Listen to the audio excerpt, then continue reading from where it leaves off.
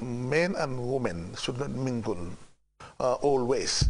But you know, sometimes the principle of necessity may force more communities to relax the law, or may sort of relax the law. If you go to more conservative and committed Muslim communities, even where people are poor, or even where you know they cannot avoid mingling, but they are better organized, even where they share a classroom, you see the women are arranged in one side and men are arranged in the other side.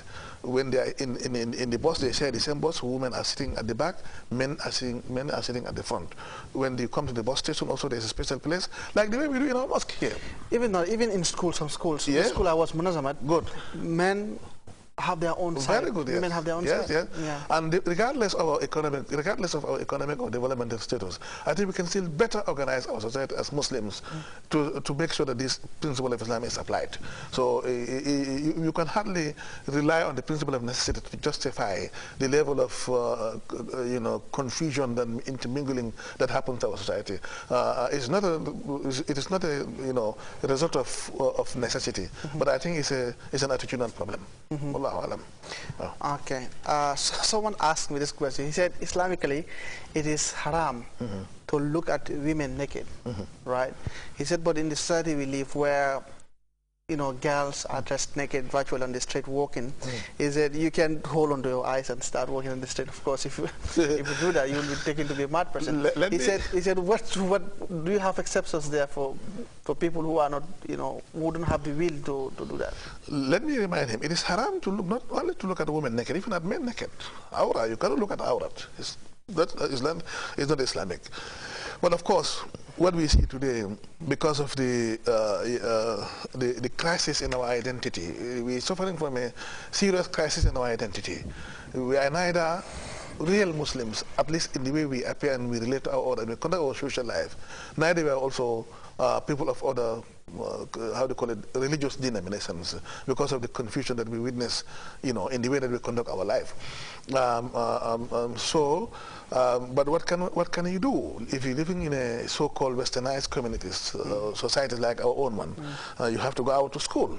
You have to go out to work. You cannot stay at home. Even if you want to go to pray, you have to go to the mosque. You understand? You cannot lock yourself up at home. So this, you know, this phenomena which you come across with, you are not responsible for. In my humble opinion, Allah is forgiven. But remember, like the tradition says,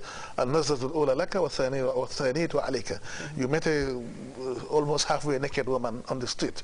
Incidentally, your eyes jump on her. That's forgiven.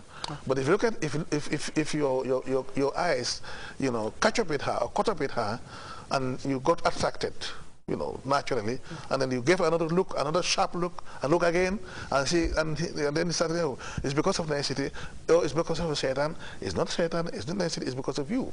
Okay. You know, you understand? You can easily avoid looking at certain, you know, appearances, wallahu alam, if you are willing to do so. Okay. Yeah. As a Muslim, is it acceptable, is it morally acceptable to attend the wedding or the naming ceremony of illegitimate children? Yes, no, morally speaking, it's good that you mentioned the word morally. You know, some of the problems that we encounter in our society are more of moral issues than legal issues. And also it depends, any, you know, dignified Muslim person, particularly those that we look up to for guidance and so on and so forth, because their presence in such occasions will give a sort of moral support, will give a direct recognition, in fact some sort of indirect encouragement, sort of legitimizing the whole gathering. So therefore it is not morally right for any dignified or well-respected or committed Muslim to attend such ceremonies. Okay. Now another question here is, if someone had a child with a girlfriend, and this is common in the society, before marriage, and later on they got married and have maybe 3 or 4 more children. Yeah.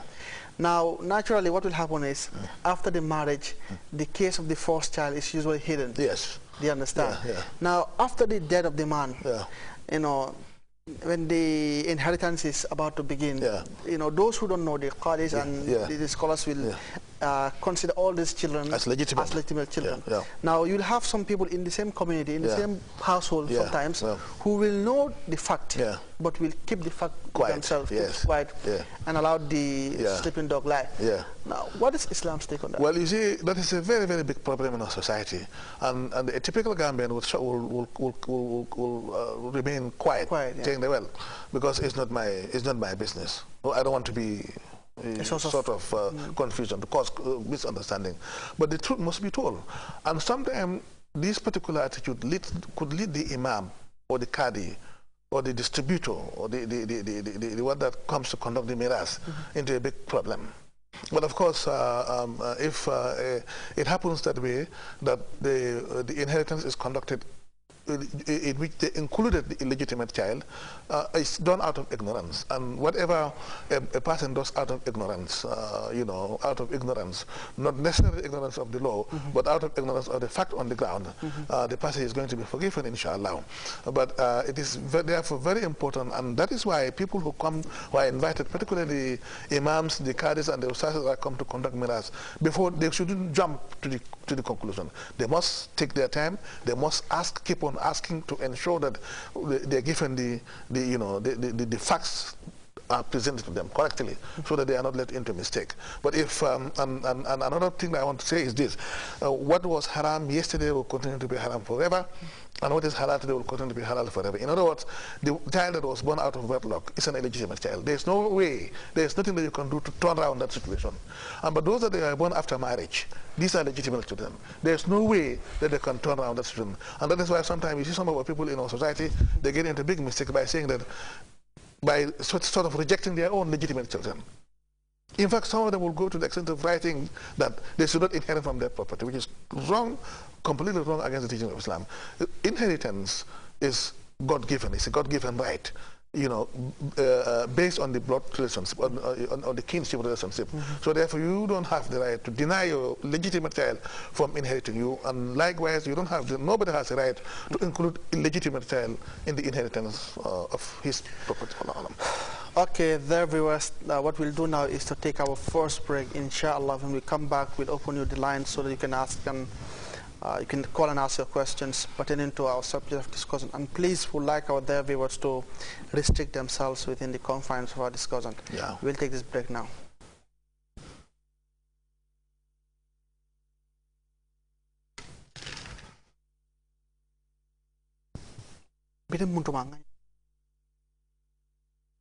الذي علم بالقلم علم الإنسان ما لم يعلم كلا إن الإنسان ليطغى أن رآه استغنى إن إلى ربك الرجعى أرأيت الذي ينهى عبدا إذا صلى أرأيت إن كان على الهدى أو أمر بالتقوى أرأيت إن كذب وتولى ألم يعلم بأن الله يرى كلا لئن لم ينته لنسفعا.